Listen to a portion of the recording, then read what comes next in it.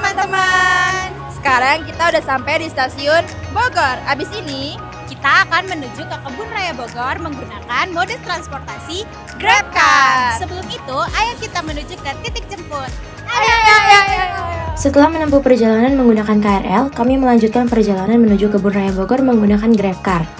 Alasan kami memilih GrabCar adalah karena kami membutuhkan transportasi yang bersifat private dan dapat mengangkut hingga 6 orang, serta menyediakan opsi pembayaran yang fleksibel seperti tunai, uang elektronik, dan metode pembayaran digital lainnya. Kami memesan GrabCar setelah melewati alun-alun dan berada di titik penjemputan. Hal ini kami lakukan untuk menghindari kemacetan akibat kendaraan yang berhenti terlalu lama apabila kami belum siap di lokasi. Setelah melakukan pemesanan melalui aplikasi, kami memperoleh informasi mengenai identitas pengemudi, jenis kendaraan, serta estimasi waktu penjemputannya.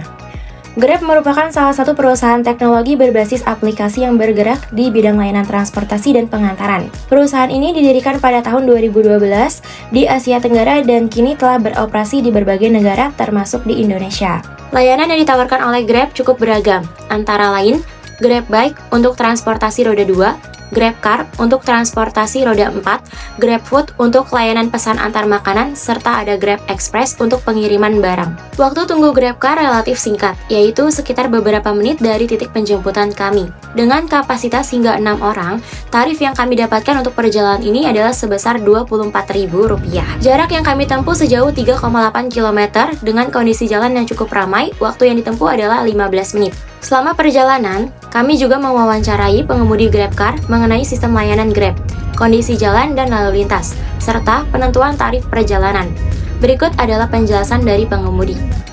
Biasanya kalau misalnya dari Bogor itu ngambil penumpangnya dari stasiun ya Pak kebanyakan? Tergantung ya? Memang standby-nya kebanyakan stasiun, tunggu penumpang.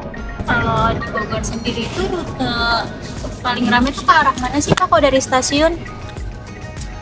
Sih banyak kan saya sih sering dapat ke itu ya Darmaga ya. Oh, ke Dermaga ya? Ya ITB ke sana. Arah-arah kampus ya Pak? Iya. Kalau saya ya, nggak tahu kalau yang lain. Kalau misalkan ada hari-hari tertentu atau jam-jam tertentu gak sih Pak yang tarif tuh lebih mahal atau Biasanya tergantung, misalnya hujan besar tuh tarif lu bayar besar, harganya beda dengan nggak hujan. Oh. Tapi kalau jamnya bisa juga sih jam sibuk sama jam pulang sekolah, misalnya biasa harga beda. Jam 3 sampai Jam jam pulang 5 kerja gitu lah. Ya. kalau jalanan Bogor itu udah sesuai belum sih Pak sama tarif Grabnya Pak? Kayak misalkan macet atau jalanannya rusak atau... Kalau nanya itu susah juga sih. Bisa juga ya Pak? Saya bisa ngebanding gimana caranya. Itu kan kewenangannya ada di otoritas. Sih berharapnya paling potongannya lu pernah di itu kan 20%. Oh. Tapi kadang-kadang bisa lebih juga. Oh lumayan juga kok 20% ya Pak? Saya pernah Mbak, saya disewa dapat 1 juta something, potongannya berapa Pak? 500.000. Gila nggak? Setengah ya Pak ya? Cuma ambil 50%. Kalau Bapak sendiri Pak emang beroperasinya di Grab aja Pak, ada di aplikasi lain Pak? Selain Grab saya ada di Gojek. Oh, ada di Dulu ada InDriver cuma udah dinonaktifkan sama mereka. Berarti kalau misalnya dibandingkan Gojek, apakah layanan Grab ini lebih lebih enak gitu Pak? Sama aja sih. Sama aja ya? Kalau Grab mah kebanyakan ya kalau saya lihat kebanyakan yang 16.000 gitu Mbak. Standar ya. Iya. 16.000. Kalau Gojek kan jarang. Oh. Lebih besar lah pendapatnya. Uangnya ya? Sebelumnya saya Grab bukannya mobilnya bukan ini Mbak, Expander saya pakai. Oh. Lebih mewah lagi, cuma karena mobilnya gede, jemputannya kadang-kadang masuk gang kecil, saya nggak, udahlah saya ganti yang kecil. Berarti emang menyesuaikan tempat juga sih Pak? Iya, kalau itu kan Expander besar Mbak. Iya besar. Kadang-kadang kita jemput kan masuk gang-gang gitu. Jalannya ngepas banget. Berarti itu termasuk tantangan lah ya kalau dapet titik jemput yang tempatnya kecil gitu-gitu ya? Paling keluhan saya sih kalau Grab ini cuma di macetnya doang sih. Oh macet ya? Iya, kalau nggak macet masih mending. Masih mending. Kalau kita nganterin atau jemput macet ya itu. Bapak pernah gak sih Pak dapat penumpang tuh yang kayak titik jemputnya atau Nggak enggak? sesuai. Iya mereka mampir-mampir gitu Pak. Oh kadang-kadang minta tolong mampir dulu belanja ini itu gitu. Wah, ya respect sih, saya nggak apa-apa. Tapi berarti mungkin kalau dari orang-orang Bogor ini kalau mau wisata emang pada banyaknya pakainya Grab ya Pak, daripada angkot atau Oh iya. Gojek gitu ya. Sepedanya nggak jauh-jauh nih Mbak sama angkot. Oh iya benar-benar sih, tadi saya juga Nah Mbak sendiri kalau naik angkot berapa coba ini, berapa orang? satu orang 5.000. Iya, ini berapa orang? 5. 5 kali 5 ada 25.000. Iya. Mbak sini ke saya Sama. cuma ke saya sih ini berapa 17.600. Mbaknya paling potong berapa? Tadi 20 berapa? Jadi di aplikasi Beda. Oh, beda ya, Itu kan potongan. Jadi saya terima persis segini. Mbaknya bayar lebih dari 20.000 lah misalnya. Iya, itulah potongannya.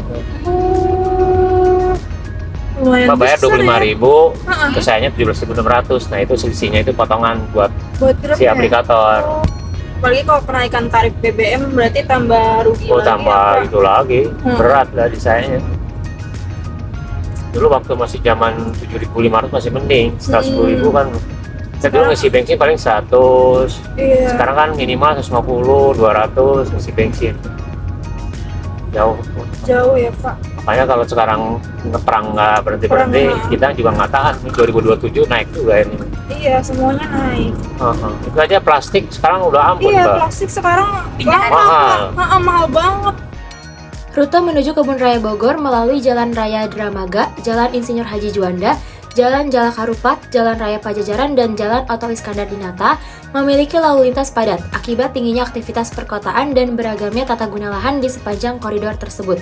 Berdasarkan wawancara, tarif Grab dipengaruhi jarak, kondisi lalu lintas, dan waktu perjalanan, serta dapat meningkat saat permintaan tinggi. Sementara, kemacetan di pusat kota Bogor turut memperpanjang waktu tempuh. Dari sisi layanan, GrabCar menawarkan kemudahan, transparansi, dan kenyamanan karena bersifat private serta tanpa transit, bahkan menjadi lebih ekonomis jika digunakan bersama. Namun, pengemudi mengeluh kemacetan yang tinggi, sehingga konsumsi bahan bakarnya meningkat dan keuntungannya menipis.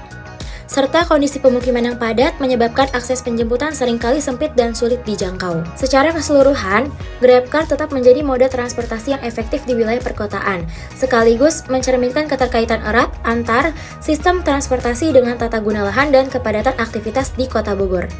Oke teman-teman, sekarang kita udah sampai di titik tujuan kita, yaitu di Kebun Raya Bogor. Sekian dari kami, bye.